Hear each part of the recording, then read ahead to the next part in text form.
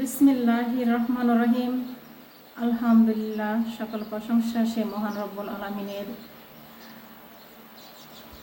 মানুষ মানব হয় কিসে? মানুষ মানব হয় হুঁশে। যার আছে জাতের মানের হুঁশ, সেই তো মানুষ। আপনার জাতের মানের হুঁশ যদি আপনার না থাকে, তাহলে আপনি মানুষ কখনই হতে পারবেন না।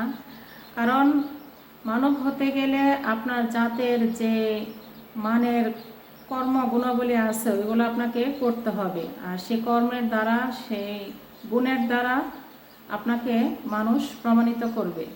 তা আপনার যদি সেই গুণের বা কর্মের হুঁশ না থাকে, আপনি যে জাতে আছেন ওই জাতের মানের হুঁশ যদি আপনার না থাকে, তাহলে আপনি মানুষ হবেন কিসে? আপনার মানবের কর্মত্ব মানুষের মধ্যে ফুটিয়ে তুলতে হবে, তাহলে তো আপনি মানুষ হতে পারবেন। আল্লাহ পাক হুঁশের বন্দিগি পছন্দ করেন, বেহুশের বন্দিগি পছন্দ করেন না। এই জন্য যুগে যুগে প্রত্যেক জাতের মধ্যে আল্লাহ পাক এক একটি করে নবী রাসূল পাঠিয়েছেন তাদেরকে মানব করার জন্য। এখন মূলত হচ্ছে যেখানে মানব গড়ে আসে নাই, সেখানে মানব হবে কিসে? মানবের চৈতন্য ঘটবে কিসে? আল্লাহ পাকের প্রতিনিধি হযরত আদম শফিউল্লাহ সত্যদারী যে হয়ে আসবে, তার থেকেই তো সে মানবের চৈতন্য ঘটবে।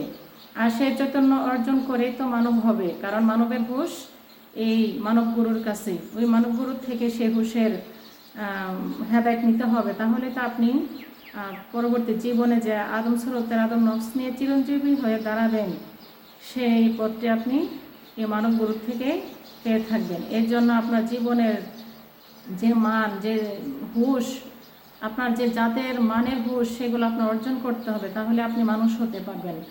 আপনার জীবনের মানের হুঁশ যদি না থাকে, আপনি কখনোই মানুষ হতে পারবেন না।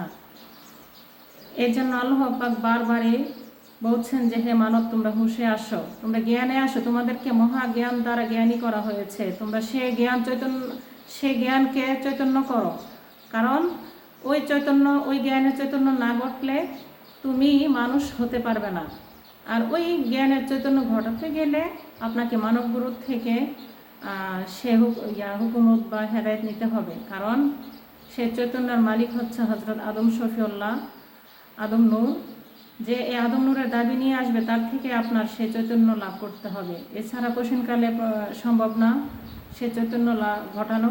কারণ সে চৈতন্যের যে মূল বিষয়, সেটা হচ্ছে প্রথমত সে একটা জীবনের উপর আপনার দণ্ডায়মান হতে হবে। তাহলে আপনি ওই জীবনের পথে যখন আপনি চলবেন, তখনই আপনার ওই জীবনের সকল জ্ঞান আপনার ভিতরে চৈতন্যতা ঘটতে থাকবে। আর সেই চৈতন্যতা ঘটলেই আপনি জ্ঞান পেয়ে যাবেন, মহাজ্ঞান থেকে আপনি জ্ঞানী হয়ে যাবেন। তখন আপনার জীবন পরিচালনার জন্য সব কিছু সহজ হয়ে যাবে।